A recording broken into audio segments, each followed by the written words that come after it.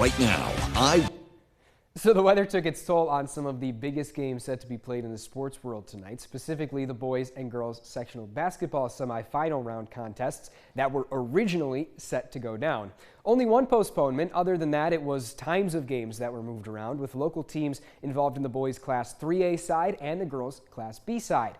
Starting at the top with the boys, both Proctor and RFA competing at Fayetteville Manlius High School today for the opportunity at a Class 3A championship. The Raiders playing in the first game that was moved up an hour from its original start time from 5:30 to 4:30 against top-seeded Liverpool. These two teams did not play against one another in the regular season, but have really good records against Class 3A opponents. The Raiders with just one loss to CNS at a neutral site, and the Warriors on the other side undefeated, 7-0 in those 3A games.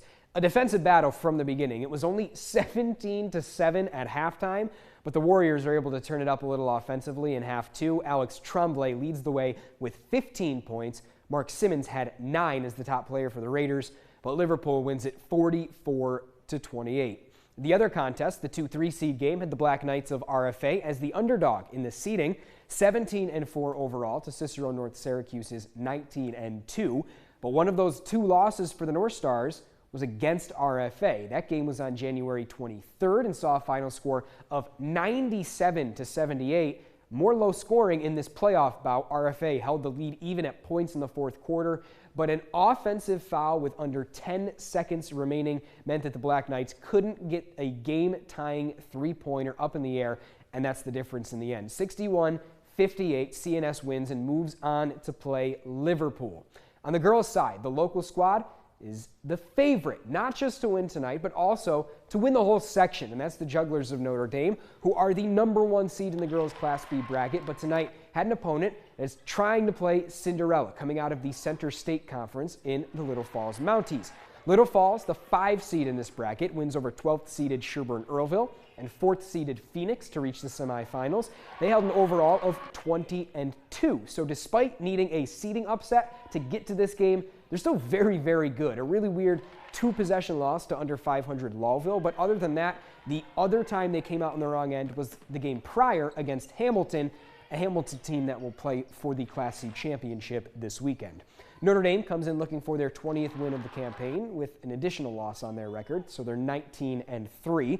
Those losses to Class A, Indian River, who will play for a sectional title in that class, and then a pair of L's to Bishop Ludden, who plays in Class 3A on the girls' side, and also at a game tonight trying to reach their sectional championship game, although they did lose that one.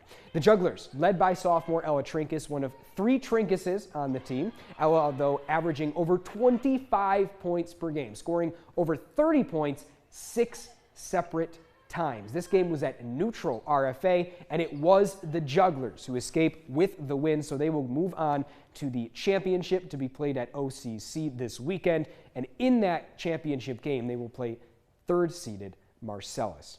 In the pros today, a little news regarding one of the heroes of Utica City FC's season last year, as it was announced by the team earlier today that Christian Segura, remembered for scoring the game-winning playoff golden goal that won UCFC a series in the postseason last year, will be loaned out to the Monterey Flash for the remainder of this season, with plans on returning to Utica next season.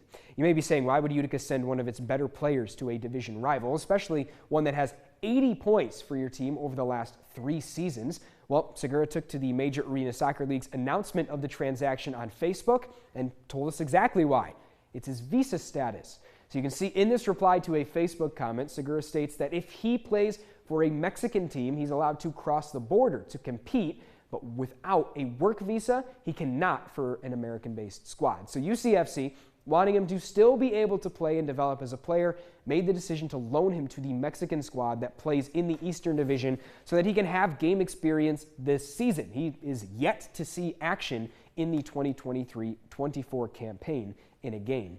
And finally, the other pro squad in action tonight, the Utica Comets, on the road at the Belleville Senators in a North Division head-to-head.